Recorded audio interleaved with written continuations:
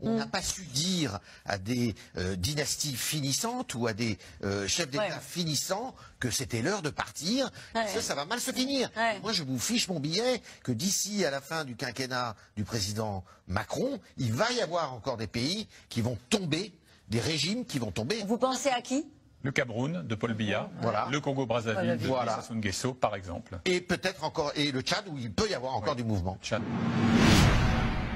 Paris est très inquiet.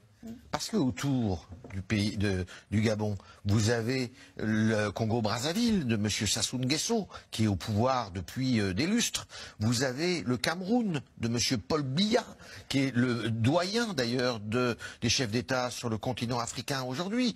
Parce que vous avez des élections au Sénégal qui ont lieu l'année prochaine. Parce que vous avez un homme qui tremble à Yamoussoukro, dans la capitale de Côte d'Ivoire, qui s'appelle Alassane Ouattara, qui a été élu à l'issue d'un 3e mandat, qui a été fort contesté. Donc vous avez dans le monde de l'Afrique francophone, eh bien, une instabilité comme rarement on a vu. Une vague, dit Pascal Boniface. Il ne parle pas d'épidémie, mais de vagues liées aussi à des mouvements de l'histoire. Eh bien, exactement. Mais vous êtes d'accord avec ça? Il dit c'est aussi dû au pouvoir en place, où vous avez énormément de pouvoirs qui sont usés, qui s'accrochent, et où il n'y a pas eu... Mais derrière cela, on a entendu la réaction du Maroc, il y a la crainte d'une déstabilisation des États, des régimes imparfaits, des dynasties installées depuis très longtemps. Les populations ne sont pas toujours d'accord. C'est dans les chancelleries qu'on est pour l'instabilité, pas forcément dans les capitales où les populations, elles, ont envie de se débarrasser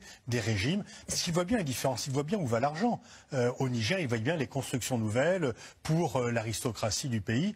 Et donc, les gens sont de plus en plus informés. Ce qui était admissible, l'écart de richesse qui auparavant était accepté parce que l'information circulait moins, est beaucoup moins accepté dans une période de globalisation. Vous parlez du Gabon sur l'écart de richesse, avec des procès encore qui ont cours encore en France sur les biens mal acquis. Biens mal acquis, qui touchent également d'ailleurs le Congo-Brazzaville que l'on vient de mentionner. Vous avez un patrimoine immobilier absolument colossal. Et évidemment, à chaque fois, les pouvoirs en place poussent des cris d'orfraie en disant « mais qu'est-ce que c'est que ça? C'est une atteinte à notre souveraineté ». Non, non, c'est une captation de richesse aux dépens. On l'évoquait tout à l'heure, l'un des produits intérieurs bruts par tête les plus élevés d'Afrique, dans le tiers de tête vraisemblablement, et un petit tiers de la population qui végète sous le seuil de pauvreté. Probablement là, l'erreur, c'était de dire la France, il fallait qu'elle change, si vous voulez, de Kazakh, et qu'elle arrive à nouer des partenariats avec ces pays-là, qui soient des partenariats qui ne soient pas uniquement militaires. Et c'est ce qu'on n'a pas réussi à faire. C'est pas ce qu'on a réussi à faire. Et par ailleurs, dans d'autres pays autour, dans le golfe de Guinée, par exemple en Côte d'Ivoire, mais aussi en Afrique centrale, on n'a pas su dire à des dynasties finissantes ou à des chefs d'État finissants que c'était l'heure de partir. Ça va mal se finir. Moi, je vous fiche mon billet que d'ici à la fin du quinquennat du président Macron, il va y avoir encore des pays qui vont tomber, des régimes qui vont tomber. Vous pensez à qui? Le Cameroun de Paul Biya, le Congo-Brazzaville de Sassou Nguesso, par exemple. Et peut-être encore, et le Tchad, où il peut y avoir encore du mouvement. Juste pour boucler la boucle sur ce qu'on s'est dit au début de cette émission, sur cette vidéo incroyable du président Bongo qui appelle à l'aide, qui appelle à faire du bruit, est-ce que ces chefs d'État de cette génération-là, qui se savent menacés, pour certains, c'est ce que vous nous disiez tout à l'heure, il y en aura peut-être d'autres sur la liste, s'entraident pour défendre cette façon de faire... Complètement en déphasage, on voit bien, ils sont plus en prise avec la réalité, tout simplement. Mais est-ce qu'ils s'entraident entre eux? Il y a une solidarité effectivement générationnelle et des gens qui veulent au pouvoir, mais leur pouvoir s'effrite au fur et à mesure.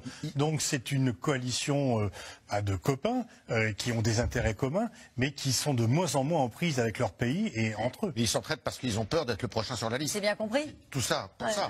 Si vous voulez, aujourd'hui, et d'ailleurs, Vincent l'a très bien dit, le président Sall, il se retire parce qu'il sait que sinon il passait à la trappe comme les autres. Et là, vous avez Ouattara qui est dans la même région, la même sous-région. Il y a des élections en 2025. Ça va être compliqué pour lui de quitter le pouvoir, mais il sait qu'il ne peut pas faire autrement. Et donc, vous avez bien vu que la CEDEAO, dès que le président Bazoum, il y a eu le coup d'État, tous les présidents ont fait bloc avec lui parce qu'ils se sont dit on est le prochain. La dynastie Bongo tombée, que peut-il se passer chez les voisins d'Afrique centrale rapidement? Question d'Achille en Isère. la même chose. On l'a évoqué tout Ouais. à l'heure. Je pense que les nuits de Paul Biya, le Camerounais, de Denis Sassou Nguesso, le Congolais, sont assez troublées en ce moment.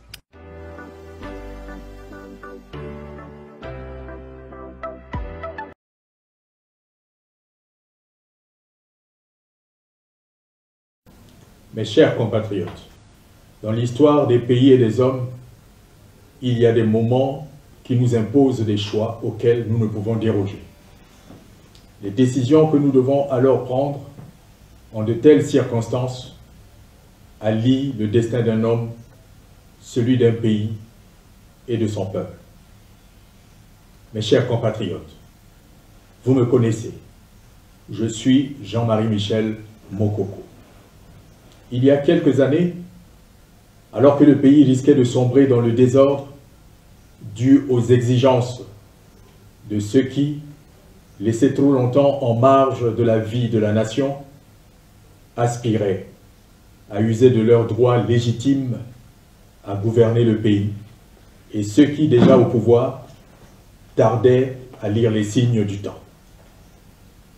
En ce moment crucial de la vie de notre nation, j'ai su écouter la voix de ma conscience et j'ai répondu à l'appel du devoir. Et avec d'autres compatriotes, j'ai veillé à ce que la conférence nationale se tienne dans la paix et la fraternité retrouvée. La tâche n'était pas facile et la tentation grande de céder au découragement et au népotisme. Nous avions pourtant réussi à mener à bon terme le régime de transition dirigé par le Premier ministre André Milongo. Aujourd'hui, la situation est autrement plus grave. De l'étranger où j'étais, j'ai entendu l'appel du peuple. Ce peuple à majorité jeune qui aspire à un avenir meilleur, que lui refuse ce régime qui le repousse à son dernier retranchement, ne lui laissant que le choix de la révolte à laquelle le pouvoir répond par la violence et l'arbitraire. Notre pays a renoué avec les pratiques que nous avions décriées à la conférence nationale souveraine. Une gouvernance caractérisée par la violence physique et morale, l'appropriation de la richesse nationale par un groupe restreint de compatriotes au mépris de l'intérêt général.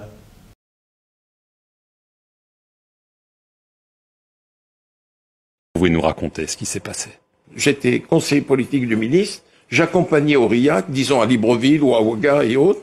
J'avais une audience à moi, privée, avec le chef d'État que Michel Aurillac, le ministre, venait de quitter. Et je disais, bon voilà, Bongo c'était papa, Blaise était Blaise, Sassou c'était Denis. Je dis, bon, Denis, la campagne de 88 arrive, il est bon que tu puisses contribuer au financement de ton ami Jacques. Et il disait, ok, Banco, on y va? Tout de suite. Tout de suite. Tout de suite. C'est vous qui demandiez les sommes, c'est eux qui décidaient? Non, c'est eux qui décidaient. Mais jamais ça n'est descendu en dessous d'1 million de dollars. Jamais. Jamais. Comment ça se passait? Ils envoyaient c'est vous qui rameniez l'argent? Non, c'est surréaliste. Je rentrais sur Paris. Le chef d'État m'appelait, il me dit, je t'envoie Monsieur X, prends rendez-vous avec Jacques. Pour Bongo, c'était Davin. C'était le mot de code de Jacques Chirac. Pour Sassou, c'était Jacques. Bon, je faisais, je prenais la tâche de Monsieur Chirac. Je lui dis, voilà, vous avez un émissaire qui arrive tel jour à telle heure. Il me dit, Et vous bon, étiez voilà. là? Et vous étiez là? Toujours. Pour la remise des fonds? Toujours. C'est comme ça que ça se passait, Monsieur Perelman. En toute illégalité. Ça, c'est plus mon problème. Le président de la République française me demande des choses, j'exécute. Le président des États africains envoie son émissaire. Moi, je ne suis en rien là-dedans. Vous ne vous êtes jamais servi au passage? Jamais.